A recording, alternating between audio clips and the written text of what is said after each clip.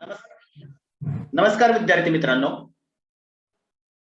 सन 2022 या इयत्ता 10वीच्या बोर्डाच्या परीक्षेला सामोरे जाताना आपण विज्ञान आणि तंत्रज्ञान भाग 2 या विषयातील कृतीपत्रिका आणि त्याचा आराखडा, त्या कृतीपत्रिकेमध्ये असणारे प्रश्न, नमुना प्रश्न आणि त्याविषयी असणारे आदर्श उत्तरे की जे बोर्डाच्या नियमाप्रमाणे कशी लिहिली पाहिजे याविषयी आज आपण चर्चा करणार आहोत.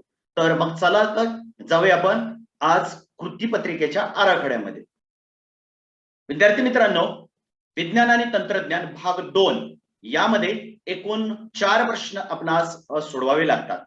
यामध्ये संविधान तक्त्यानुसार जे प्रश्न बनवलेले असतात, या प्रश्नांचा पहिला प्रश्न जो आहे तो ज्ञानावरती आधारित असतो, दुसरा प्रश्न जो असतो तो तुमच्या आकलनावरती आधारित असतो, तिसरा प्रश्न जो असतो तो तुमच्या उपयोजनावरती आधारित असतो आणि चौथा प्रश्न जो असतो तो तुमच्या कौशल्यावरती आधारित असा विचारलेला असतो आणि त्याच पद्धतीनं तो आराखड्यामध्ये टाकलेला असतो. पहिला प्रश्न हा प्रश्न क्रमांक 1 अ 5 गुणांचा, प्रश्न क्रमांक 1 ब 5 गुणांचा, प्रश्न क्रमांक 2 अ 4 गुणांचा, प्रश्न क्रमांक 2 ब 6 गुणांचा, प्रश्न क्रमांक 3 15 गुणांचा आणि प्रश्न क्रमांक 4 5 गुणांचा, असे एकूण 40 गुणांच्या आणि विकल्पासह 60 गुणांची कृतीपत्रिका आपल्याला बोर्डाच्या पेपरमध्ये सोडवायची आहे. आता कृतीपत्रिका आपल्या हातात पडल्यानंतर आपण सुरुवातीला कृतीपत्रिकेमध्ये दिलेल्या सूचना बारकाईने पहिल्यांदा वाचायच्या. सुरुवातीला आपण त्या सूचना बारकाईने जर वाचल्या तर त्या कृतीपत्रिकेमध्ये आपणास काय करायचं याची आपल्याला एक कल्पना येऊन जाते. या सुरुवातीच्या 6 सूचना दिलेल्या असतात. यापैकी पहिली सूचना अशी दिलेली आहे की या कृतीपत्रिकेमधले सर्व प्रश्न सोडवणे आवश्यक आहे. दुसरी, आवश्यक ते शास्त्रीय व तांत्रिक दृष्ट्या योग्य नामनिर्देशित आकृत्या काढा. जर योग्य प्रकारे आपण आकृत्या काढल्या आणि योग्य ठिकाणीच नावं दिले तरच आपल्याला मार्क मिळणार आहे. प्रत्येक मुख्य प्रश्न नवीन पानावरती आपल्याला लिहावा लागणार आहे. तर कृतीपत्रिकेमध्ये दिलेले उजव्या बाजूचे जे अंक आहेत ते गुण दर्शवतात. नंबर 5 ची सूचना जी आहे ती आपल्याला प्रत्येकी बहुपर्याय प्रश्नासाठी प्रश्न क्रमांक 1 ब मूल्यमापन प्रथम प्रयत्नासच गुणदान केले जाईल आणि सूचना क्रमांक 6 प्रत्येक बहुपर्यायी प्रश्नांचे उत्तर पर्याय क्रमांकासह लिहावा. उदाहरणार्थ दिलेले या पद्धतीने सुरुवातीच्या सूचना या आपण विज्ञान आणि तंत्रज्ञान भाग 2 या कृतीपत्रिकेतील बारकाईने वाचल्यानंतर आपण प्रश्न क्रमांक 1 कडे जातो.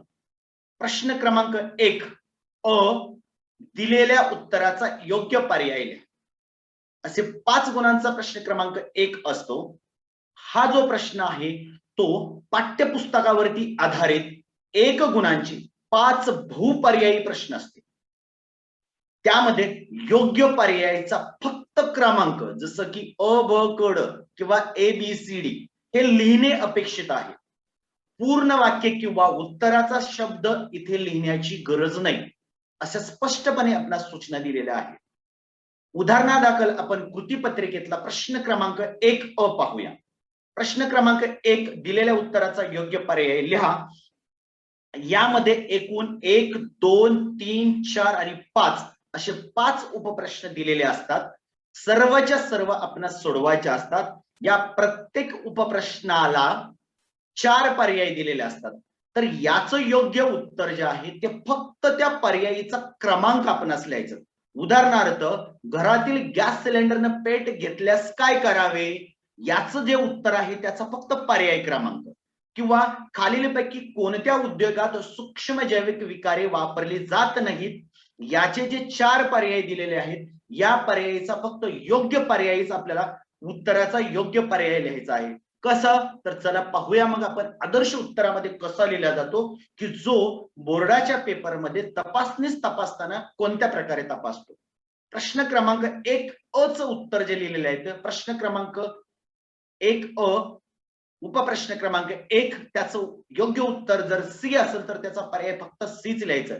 पुढचं उत्तर लिहिण्याची आवश्यकता नाही. प्रश्न क्रमांक 1 मधला उपप्रश्न 2 त्याचं उत्तर जर ए असेल तर फक्त पर्यायच लिहायचं. प्रश्न क्रमांक 1 मधला तिसरा त्याचाही पर्याय, म्हणजेच एकंदरीत प्रश्न क्रमांक 1 या पद्धतीनं आपण याची योग्य ती उत्तरे लिहावीत.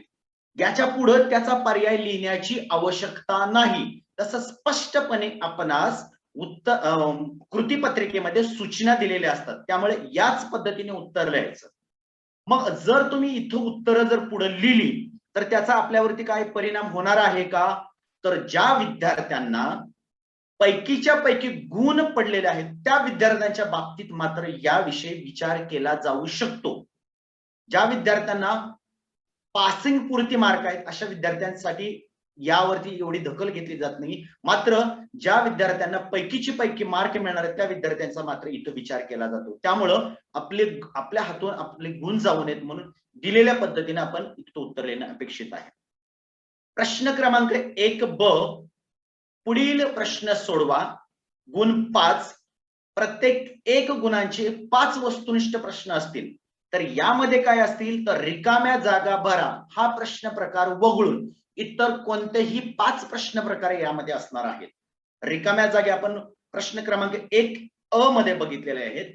तर प्रश्न क्रमांक 1 मध्ये रिकाम्या जागा सोडून उरलेले प्रश्न प्रकार जे वस्तुनिष्ठ मध्ये आहेत कोणते? तर वेगळा घटक ओळखा, सहसंबंध ओळखा, योग्य जोडी किंवा जोड्या जुळवा, चुकी बरोबर ते लिहा, ओघ तक्ता पूर्ण करा किंवा आकृती काय दर्शवते. या प्रकारे एकूण 5 प्रश्न आपणास विचारले जातील आणि हे पाचीची पाची आपण आज सर्व सोडवणे गरजेचे असतं. तर नमुन्या दाखल आपण एक प्रश्न क्रमांक 1 कृतीपत्रिकेतला प्रश्न पाहूया. प्रश्न क्रमांक 1 मधील उपप्रश्न क्रमांक 1 त्वचा कॅरोटीन तर रक्त काय? याचं उत्तर आपल्याला त्या उपप्रश्नाचा नंबर आणि उत्तराचा पर्याय किंवा उत्तर लिहिणं अपेक्षित आहे. पुढचं उत्तर लिहावं लागतं. जे उत्तर आहे ते आपण आदर्श उत्तरामध्ये पाहूया कसं. खाली उपप्रश्न क्रमांक 1 मधला उपप्रश्न क्रमांक 2 खाली दिलेली अन्न साखळी योग्य क्रमाने पुन्हा लिहा. पुन्हा लिहा म्हणजे पूर्ण आपणास इथं अन्न साखळी लिहिणं गरजेचं आहे. उपप्रश्न क्रमांक 3 IT ऍक्ट 2000 हा कायदा टिंबटिंबक गुन्ह्यांना आळा घालण्यासाठी आहे. 4 जैवतंत्रज्ञानाचा कृषी क्षेत्राशी झालेला एक फायदा लिहा आणि 5 प्रवाह तक्ता पूर्ण करा. असं आपण आज 1 मध्ये नमुना दाखल आपण हे 5 उपप्रश्न घेतलेले आहेत. तर हे जे उत्तर लिहायला सांगितले ते उत्तर आपणास पुन्हा लिहिणं गरजेचं असतं आणि त्याच बरोबरीने जर प्रवाह तक्ता आपणास पूर्ण करा असं म्हटलेलं असेल तर तो प्रवाह तक्ता ही पुन्हा लिहिणं गरजेचं असतं. जसं की इथं आपण आदर्श उत्तरामध्ये घेतलेला आहे.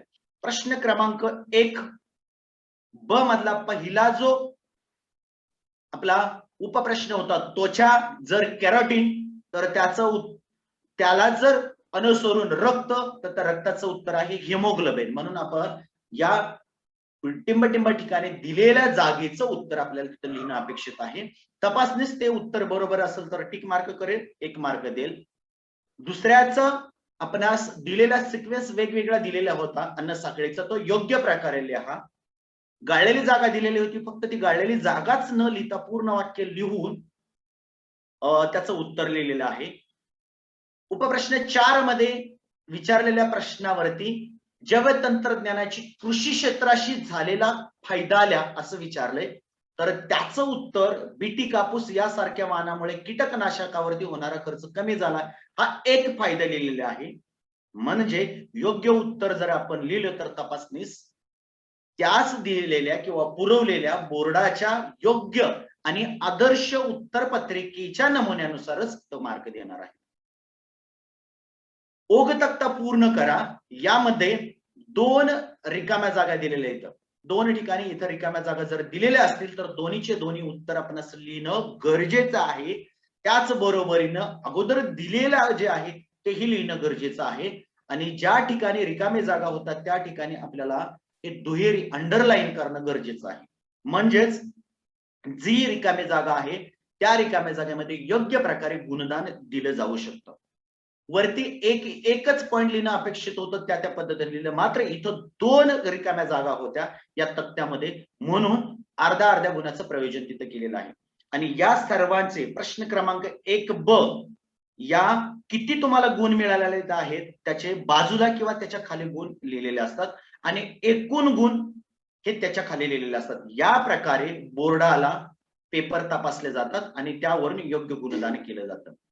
प्रश्न क्रमांक 2अ शास्त्रीय कारणे लिहा. यामध्ये वृत्तीपत्रिकेमध्ये एकूण 3 शास्त्रीय कारण दिलेले असतात. त्यापैकी आपणास 2 शास्त्रीय कारण सोडवणे आवश्यक असते. प्रत्येक शास्त्रीय कारणास 2 गुण असे एकूण 4 गुण दिलेले असतात. सर्वच्या सर्व शास्त्रीय कारण म्हणजे तिन्हीचे तिन्ही शास्त्रीय कारण हे पाठ्यपुस्तकातील संबंधित घटकावरती आधारित विचारलेले असतात. नमुना दाखल आपण एक प्रश्न क्रमांक 2अ मधील शास्त्रीय कारण पाहूया. पहिला, भारताच्या पश्चिम घाटात दाट जंगलाचे पुंजके आढळतात. प्रश्न क्रमांक 2, सूक्ष्मजीवे विकरे पर्यावरण स्नेही ठरतात. आणि 3, मानवी शरीरातील अंतर्गत अवयव अतिशय मौल्यवान असतात. असे प्रश्न क्रमांक 2अ शास्त्रीय कारणामध्ये तुम्हाला एकूण 3 विचारलेले आहेत. समजा त्या विद्यार्थ्याला या 3 पैकी 2च सोडवायचे आहेत, तर जो तुम्हाला शास्त्रीय कारण सोडवायचंय त्या शास्त्रीय कारणाचा योग्य प्रश्नाचा उपप्रश्नाचा नंबर लिहिणं आवश्यक असतं. या विद्यार्थ्यानं दुसरं शास्त्रीय कारण इथं लिहिलेलं आहे, तर त्यानं त्याचाच नंबर लिहिलेला आहे, तोच लिहिणं गरजेचं आहे. शास्त्रीय कारणामध्ये योग्य उत्तराचे तुम्हाला इथं पॉइंट लिहिणं गरजेचं असतं. इथं या शास्त्रीय कारणामध्ये 4 पॉइंट या उत्तराचे झालेले आहेत, म्हणून प्रत्येक पॉइंटला अर्धा गुण दिलेला आहे. या पद्धतीने त्या गुणाचं प्रयोजन असतं. जर समजा तो पहिलाच पॉइंट तुमचा महत्वाचा आहे तर तिथं कदाचित 1 गुणाचं प्रयोजन असतं. असं एकूण 2 गुण तिथं शास्त्रीय कारणामध्ये तुम्हाला मिळणार आहेत. मानवी शरीरातील अंतर्गत अवयव अतिशय मौल्यवान असतात. तिसरा जो उपप्रश्न आहे या शास्त्रीय कारणात, या विद्यार्थ्यांनी असं लिहिलेलं आहे. तर नंबर 1, हृदय, मेंदू, फुफ्फुस, मूत्रपिंड, यकृत, आतडे, स्वादुपिंड हे सर्व शरीरातील महत्वपूर्ण अंतर्गत अवयवापैकी काही अवयव. म्हणजे त्याचं पहिला पॉइंट त्यांनी असं टाकलाय की अंतर्गत अवयव कोणकोणते आहेत. त्यापैकी हृदय पोषक तत्वे आणि ऑक्सिजनचा पुरवठा संपूर्ण शरीरात करतो. त्याच प्रकारे मेंदू शरीराचे इतर अवयव आपले विचार नियंत्रित करतो. म्हणजे दुसरा त्याच्याशी रिलेटेड, तिसरा एकूण कार्य कोणतं आणि चौथा त्याचा समारोप. या पद्धतीनं त्याचं नियोजन हे शास्त्रीय कारणाचं अर्धा मार्काचं असं एकूण 2 मार्काचं. आपल्याला होतं कसं की आपण 1 पॉइंट किंवा 2 पॉइंट मध्ये उत्तर लिहिण्याचा प्रयत्न करतो आणि त्यावेळेस त्याला तो अर्धा किंवा 1 मार्क किंवा 1.5 मार्क मिळतो आणि उरलेला तो अर्धा मार्क त्याचा इथं कमी होतो. साहजिकच, म्हणूनच योग्य नियोजनानुसार शास्त्रीय कारणाचा आपण नियोजन करून त्याची उत्तरं लिहायला हवीत. असं प्रश्न क्रमांक 2अ चं आपण नियोजन करतोय. प्रश्न क्रमांक 2ब मध्ये अतिलघुत्तरी 5 उपप्रश्नापैकी 3 उपप्रश्न आपणास सोडवावे लागतात. प्रत्येक उपप्रश्नास 2 गुण असे 6 गुणांचा हा प्रश्न आहे. आणि हा जो दुसरा प्रश्न आहे हा आकलनावरती आधारित आहे. यामध्ये काय विचारलंय तर प्रत्येकी 2 गुणांचे 5 लघुत्तरे प्रश्न प्रकार आपल्याला इथे सोडवावे लागणार आहेत.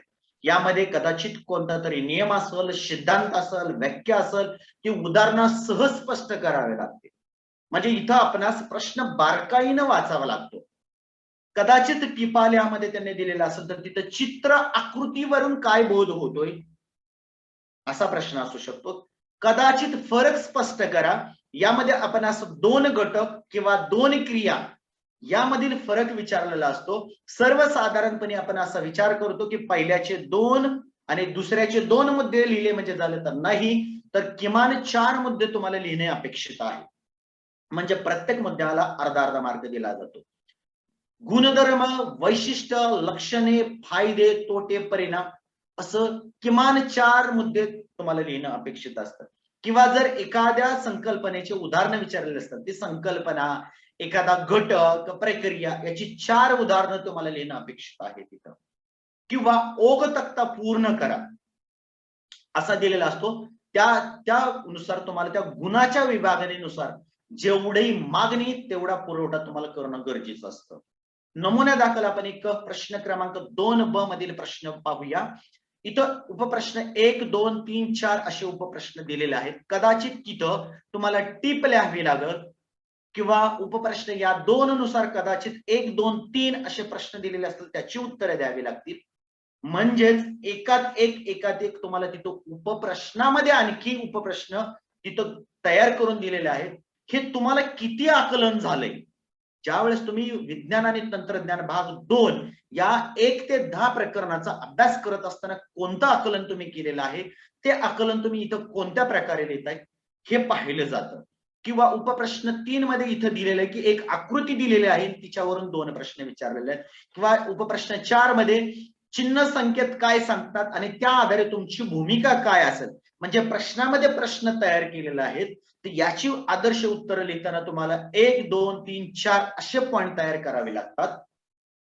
आणि हे पॉइंट तयार करत असताना आपणास तिथं बारकाईनं लक्ष ठेवावं लागतं की नाही बाबा, की या प्रश्नामध्ये मला विचारलंय काय आणि त्याचं उत्तर मला काय दिलं पाहिजे. इथं प्रश्न क्रमांक 2ब मधला आपण एक नमुना दाखल प्रश्न घेऊ. उपप्रश्न 4 मध्ये खालील चिन्ह संकेत काय सांगतात आणि त्या आधारे तुमची भूमिका लिहा, असं ए आणि बी आकृती दिल्यात. आपण ओघाओघानं फक्त त्याची नावं लिहितो, मात्र तसं न करता दिलेले चिन्ह संकेत कोणते आहेत तर अ पुनर्चक्रीकरण, ब पाणी वाचवा असा संदेश दर्शवतात नंबर 1.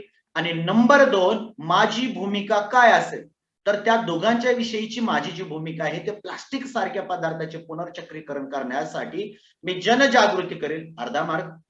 पाणी जपून वापरण्यासाठी काय काय करता येईल याची मित्राबरोबर चर्चा करून योग्य उपाययोजना करेल, यास अर्धा मार्क. म्हणजे संकेत काय सांगतोय आपल्याला त्याला अर्धा मार्क आणि भूमिका काय त्याला अर्धा मार्क, अशी मार्काची रचना बोर्डाकडूनच आलेली असते. त्यामुळं प्रश्न क्रमांक 2 आणि 3 सोडवताना अतिशय नियोजनबद्ध आपणास प्रश्न सोडवण्यास हवेत. प्रश्न क्रमांक 3 विद्यार्थी मित्रांनो, मी तुम्हाला इथं एकूण माझ्या 28 वर्षाच्या या अध्यापनाच्या कालावधीतला आणि 17 ते 18 वर्ष झालं मी तपासनीस म्हणून विज्ञान भाग 2चं काम करतोय. विद्यार्थ्यांच्या पेपरमध्ये मला मार्क जाण्याचा कुठला भाग असेल तर हा, कारण हा तुमच्या आकलनावरचा भाग आहे. आता जर तुम्ही आकलन करून उत्तरे याची जी देताय आणि त्या आकलनाचं योग्य प्रकारे आपण वापर कसं करणार आहे, तर पहिला प्रश्न आपण ज्ञानावरती आधारित, दुसरा प्रश्न तुमचा आकलन आणि तिसरा प्रश्न जो आहे तुमचा ज्ञान आकलन आणि आता तुम्ही करणार आहे त्याचं उपयोजन. तुम्ही जे शिकलाय ते कोणत्या पद्धतीने देतात, मी पुन्हा एकदा तुम्हाला इथं सांगू इच्छितो की तिसऱ्या प्रश्नामध्ये काही अशी जी प्रश्न असतात ते प्रश्न की या संकल्पनेला पकडून तुम्ही तुमचं उत्तर देणं अपेक्षित असतं. इथं काय विचारलंय तर दिलेल्या विधानाचा वापर करून स्पष्टीकरण लिहिणं, कमीत कमी 6 विधानं तरी तिथे झाली पाहिजे. बरं, काही ठिकाणी 6 होणार नाही, अशा वेळेस ते ओढून ताणून करणं अपेक्षित नाहीये.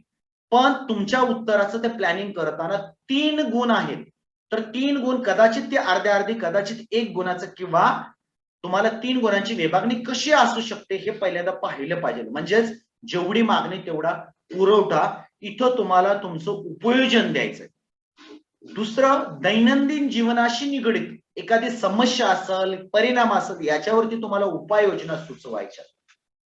कदाचित तुम्हाला आकृती देतील, आकृतीवरती आधारित प्रश्न असतील किंवा आकृतीची नावं देऊन त्याचं स्पष्टीकरण तुम्हाला करायला सांग.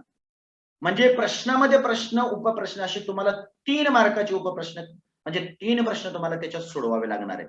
सारणी तक्ता अपूर्ण दिलेला असेल तो पूर्ण करायचा आणि पूर्ण करून त्याच्यावरून तुम्हाला त्याची माहिती द्यायची किंवा एखाद्या संकल्पनेचं उदाहरण देऊन त्याचं स्पष्टीकरण किंवा त्या प्रक्रियेचं स्पष्टीकरण उदाहरण देऊन सोडवायचंय. कदाचित तुम्हाला परीक्षेत देतील आणि तो पूर्ण करण्यासाठी सांगतील. एकूण 8 पर्याय दिलेले असतात, त्या 8 पर्यायापैकी योग्य ठिकाणी योग्य ते 6 पर्याय निवडून तो परिचय तुम्हाला पुन्हा लिहावा लागतो. किंवा थोडक्यात स्पष्ट करा, टिपल्या, स्पष्टीकरण लिहा. इथं परत एकदा आपण या वाक्याला अधोरेखित करूया की हा 3 गुणांचा उपयोजनावरती आधारित प्रश्न 100% जर आपणास गुण घ्यायचे असतील तर त्याचं नियोजन करूनच उत्तर द्यायचं. नमुन्यादाखल आपण एक कृतीपत्रिकेतला एक प्रश्न क्रमांक 3 पाहूया. सजीवात रास पावलेल्या किंवा अपूर्ण वाढ झालेल्या निरुपयोगी इंद्रियांना काय म्हणतात? प्रश्न क्रमांक 1, मानवी शरीरातील अशी इंद्रिय कोणती? उपप्रश्न क्रमांक 2, आणि इतर प्राण्यामधील हीच इंद्रिये त्यांना कशी उपयुक्त आहेत? प्रश्न क्रमांक 3. म्हणजे एकाच प्रश्नामध्ये मला 3 उपप्रश्न विचारले आहेत, तर मला या तिघांचं उत्तर प्रिपेअर केलं पाहिजे, त्याचं नियोजन केलं पाहिजे, आणि त्या तिघांचं उत्तर मी योग्य लिहिलं तरच त्याचे मार्क मला मिळणार आहेत. उत्तर दाखल त्याचा जो आता आपण प्रश्न पाहिला घेतला त्यातला उपप्रश्न होता की अवशेष अंगे कोणती? तर रास पावलेल्या किंवा अपूर्ण वाढ झालेल्या निरुपयोगी अवयवांना अवशेष अंगे म्हणतात. त्याची व्याख्या लिहिली, म्हणजे पहिल्या उपप्रश्नाचं उत्तर दिलं 1 मार्क. दुसरा, कोणकोणती अवशेष अंगे आहेत? अक्कलदाढ, अंत्रपुच्छ ही शरीरावरील केस, माकडहाड ही मानवी शरीरातील अवशेष अंगे आहेत. दुसऱ्या उपप्रश्नाचं उत्तर लिहिलं 1 मार्क. आणि तिसरा उपप्रश्न जो आहे, माकड हाड इतर प्राण्यामध्ये सक्तीला आधार देते, त्वचेवरील केस थंडीपासून संरक्षण करतात. तिसऱ्या उपप्रश्नाचं उत्तर. अशी एकूण 3 उपप्रश्नांची आपण उत्तर लिहिली तरच आपल्याला 3 पैकी 3 मार्क मिळतात. अदरवाईज आपल्याला एखादा मार्क तिथं जाण्याची शक्यता असते. उपप्रश्न क्रमांक 2, इथं दाम्पत्याला मुलगा होणार की मुलगी? नंबर 1, हे त्या दाम्पत्यावरील पुरुषावर अवलंबून असते. नंबर 2, या विधानाची सत्यता कारण स्पष्ट करा. नंबर 3, म्हणजे एकातच एक असे तुम्हाला 3 प्रश्न इथे तयार करून दिलेले आहेत, त्यामुळे तुमची उत्तरे तशीच असतील. मुलगा का मुलगी, पुरुषावरती अवलंबून, आणि विधानाची सत्यता. उपप्रश्न तिसरा प्रश्नातला उपप्रश्न आपण 3 बघतो. खाली दिलेली माहिती वाचाने त्याखाली दिलेल्या प्रश्नांची उत्तरे द्या. म्हणजे तुम्हाला एखादा परिच्छेद दिलेला असेल आणि त्या परिच्छेदावरून तुम्हाला तिथं उत्तर देणं गरजेचं आहे. इथं 5व्या उपप्रश्नामध्ये असं दिलंय की एक ओघ तक्ता दिलेला आहे आणि त्याच्यावरून 2 प्रश्न विचारलेले आहेत आणि एकूण 3 मार्क दिलेले आहेत. म्हणजे तुम्हाला पहिल्यांदा हा ओघ तक्ता पूर्ण करावा लागेल, जिथं रिकामी जागा सोडलेल्या आहेत त्याच्या खाली तुम्हाला अधोरेखित करावं लागेल, आणि हे जे उपप्रश्न विचारले ते तुम्हाला पूर्ण करावं लागेल. आपण पाहूया. सामाजिक आरोग्य धोक्यात आणणारे घटक विचारात घेऊन खालील संकल्प चित्र पूर्ण करा. 1, विचारलेल्या प्रश्नांची उत्तरे लिहा. 1, 2, म्हणजे एकूण 3 गुणांचा प्रश्न आहे. सामाजिक आरोग्य धोक्यात आणणारे घटक कोणते? हा आपला संकल्प चित्र पूर्ण करावं लागेल. तर तंबाखूजन्य पदार्थाच्या कोणत्या घटकामध्ये होतो आणि तंबाखूजन्य पदार्थामुळे सामाजिक आरोग्य धोक्यात येते तेल्या, असं आपण विचारलेलं आहे. तर या उपप्रश्नाचं उत्तर, आदर्श उत्तर आपण असं घेतलंय. पहिला उपप्रश्न त्याच्यामधला विचारलाय तो, त्याचं उत्तर तंबाखूजन्य पदार्थाचा व्यसनाधीनता या घटकामध्ये समावेश होतो, 1 गुण मिळाला. दुसऱ्या उपप्रश्नाचं उत्तर दिलं आपण, तंबाखूजन्य पदार्थामुळे कर्करोगासारखे दुर्धर आजार होतात, याला 1 मार्क मिळाला. आणि हे संकल्पचित्र आपण पूर्ण केलं, याला 1 मार्क. असे एकूण 3 मार्काचा उपप्रश्न आहे, तर त्याचे 3 मार्क मिळालेले आहेत. म्हणजेच ज्या पद्धतीने मी आता या आदर्श उत्तर पत्रिकेमध्ये आपण घेतलेले जे मुद्दे आहेत, या पद्धतीनं या उपयोजनाच्या प्रश्नामध्ये उत्तर लिहिताना मुद्दे सुधच लिहिलं पाहिजे. मला येतंय म्हणून मी खूप लिहिण्यात काहीही अर्थ नाही. त्या प्रश्नामध्ये तुमच्याकडून काय अपेक्षित आहे तेवढंच फक्त द्यायचं. या पद्धतीने आपण तिसऱ्या प्रश्नामधला 5 उपप्रश्न सोडवल्यानंतर आपणास या पद्धतीनं एकूण 15 मार्क मिळतात, आणि याच ठिकाणी याच उपयोजनाच्या प्रश्नामध्ये विद्यार्थ्यांचे मार्क कमी होतात. मला याच्यावरती खात्री नाही म्हणून मी दुसरा उपप्रश्न सोडवण्यात अर्थ नाही. जो येतोय त्याचेच मुद्देसूद उत्तर लिहा, म्हणजे जेणेकरून याला पैकीच्या पैकी मार्क मिळतील. प्रश्न क्रमांक 4, आतापर्यंत तुम्ही जे मिळवलेलं ज्ञान पहिल्या प्रश्नामध्ये दाखवलं, दुसऱ्या प्रश्नामध्ये त्याचं उपयोजन म्हणजे तुम्हाला किती कळालं आहे ते दुसऱ्या प्रश्नामध्ये तुम्ही दाखवलं. ते कशा पद्धतीने तुम्ही घेतलं त्याचं उपयोजन तिसऱ्या प्रश्नामध्ये केलं, आणि चौथ्या प्रश्नामध्ये तुमच्याकडे कोणतं कौशल्य आहे, ज्या शिकलेल्यातलं कौशल्य कसं बाहेर काढतो, तो प्रश्न तुमचं कौशल्य बाहेर काढतो. इथं कदाचित एखादा परिच्छेद असेल, कदाचित एखादी आकृती असेल, कदाचित एखादा संकल्पचित्र असेल. काय काय असणार आहे याच्यामध्ये? तर याच्यामध्ये एकूण 2 उपप्रश्नापैकी एक उपप्रश्न तुम्हाला सोडवावा लागतो आणि एकूण 5 गुणांचा हा प्रश्न असतो.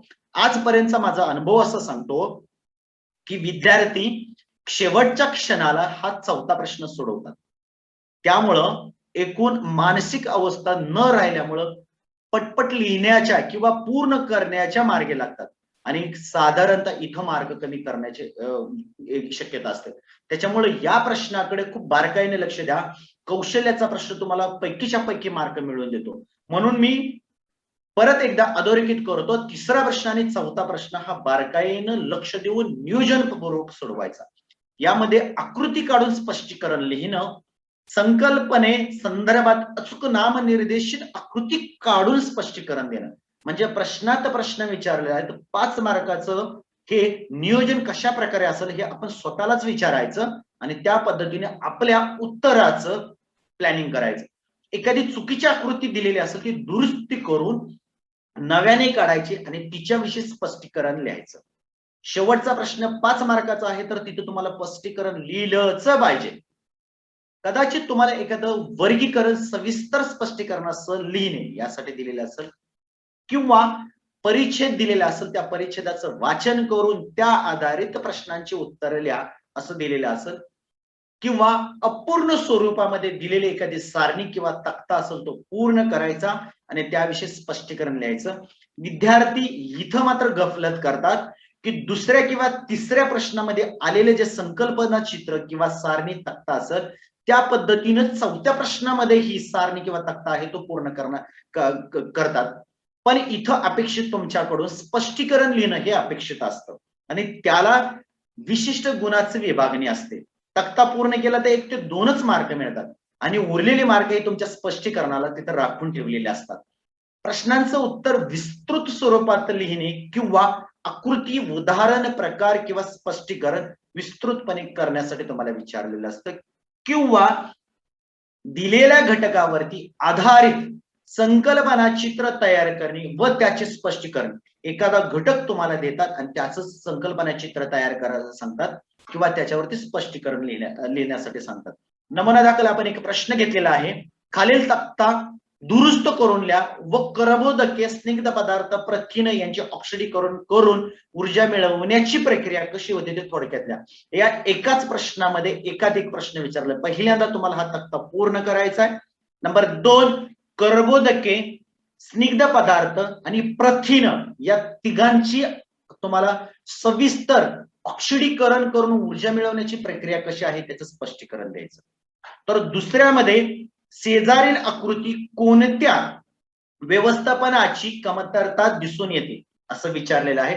त्या आकृती दिलेल्या आहेत आणि त्याच्यात 2 उपप्रश्न तुम्हाला विचारलेले आहेत. म्हणजे तुम्ही पहिला उपप्रश्न सोडवला तर तुम्हाला त्याचं 1 मार्क असणार आहे. सूक्ष्मजीवाच्या सहाय्याने याचं व्यवस्थापन कसं करता येईल तुम्हाला डिस्क्रिप्टिव्ह म्हणजे स्पष्टीकरणाचा हा प्रश्न आहे. इथं उदाहरणासह स्पष्टीकरण देणं अपेक्षित आहे. आणि समुद्रामध्ये काही कारणाने निर्माण झालेल्या तेलाचा तवंग म्हणजे तुम्हाला इथं तुमचं स्किल विचारलं की यदा कदाचित समुद्रामध्ये तवंग निर्माण झाला तर तिथं काय प्रक्रिया केली जाते इथंही उदाहरण देऊन स्पष्टीकरण. असे 3 उपप्रश्न. पण पहिल्याला फक्त तुम्हाला तुमचं ज्ञान विचारलेलं आहे तर तिथे 1 मार्क आणि दुसऱ्यामध्ये डिस्क्रिप्टिव्ह तिथं 2-2 मार्क विचारलं. याचं आदर्श उत्तर आपणास या पद्धतीने देता येईल की खालील चित्रात सांडपाण्याच्या व्यवस्थापनामध्ये कमतरता दिसून येते. त्या चित्राचा याचं उत्तर आहे तर त्याला 1 गुण असणार आहे. तर दुसरा जो आहे स्पष्टीकरणाचा याच्यात उदाहरण देऊन त्याचं स्पष्टीकरण केलेलं आहे. सांडपाण्याचे व्यवस्थापन करताना त्यात कोणत्याही संयुगाचं विघटन करणारे तसेच कॉलरा हगवण यासारखे रोगकारक जीवाणू म्हणजे उदाहरण दिले आणि त्याचं स्पष्टीकरण दिले म्हणून स्पष्टीकरण दिले 1 गुण उदाहरण दिले 1 गुण अशी त्या गुणाची विभागणी असते. 3रा उपप्रश्न आहे की समुद्रात निर्माण होणारा तेलाचा तवंग कसा नष्ट करताल. तर समुद्रातील तेलाचे तवंग नष्ट करण्यासाठी कोणत्या प्रकारचे जीवाणू तर हायड्रोकार्बन ऑक्झॅलिक अस्टिक जीवाणू जसे की अल्कॅनिव्हरेक्स बार्कनोमेसिस आणि सुडोमोनस जीवाणू वापरले जातात. म्हणजे त्याचं स्पष्टीकरण देताना उदाहरण दिले आणि त्याचं स्पष्टीकरण दिले हे जीवाणू कसं करतात तर हायड्रोकार्बनचे अपघटन करून त्यातील कार्बनचा ऑक्सिजनशी संयोग घडवून आणतात, यातून कार्बन डायऑक्साइड व पाणी तयार होते. हे जर लिहिले तर त्याचं 1 गुण. असं 5 गुणांचं प्रयोजन आहे. तर तुम्हाला किती मिळाले? 5. एकूण चौथ्या प्रश्नाला किती गुण मिळाले? 5. आणि त्याच्या डोक्यावरती 5 असं लिहिलेलं असतं. हे तपासणीस कोणत्या प्रकारे तुमची उत्तरं, आदर्श उत्तरं कशा प्रकारचे असतील तर योग्य गुणदान करतो, या पद्धतीने आपण इथं पाहिलेलं आहे. कारण प्रश्न क्रमांक 3, प्रश्न क्रमांक 4 हे उपयोजन आणि कौशल्य याच्यावरती निगडीत तुम्हाला असल्यामुळं या तिसऱ्या आणि चौथ्या प्रश्नामध्ये पैकीच्या पैकी मार्क जर घ्यायचे असेल तर बऱ्याच वेळा आपणास असा गैरसमज होतो की खूप लिखाण केल्यामुळे मार्क मिळतील, तर नाही. त्याचं उपप्रश्नामध्ये जे विभागणी केलेले ते मुद्देसूद उत्तर लिहिलं तरच त्याला गुणदान केलं जातं. या पद्धतीने आपण प्रश्न क्रमांक 1, प्रश्न क्रमांक 2, प्रश्न क्रमांक 3, प्रश्न क्रमांक 4 कशा प्रकारे ज्ञान आकलन, उपयोजन आणि कौशल्य यावर आधारित विचारले जातात, कसे प्रश्न असतात आणि त्याचं आदर्श गुणदान आणि आदर्श उत्तर कशी असतात, याविषयी आपण चर्चा केलेली आहे. धन्यवाद.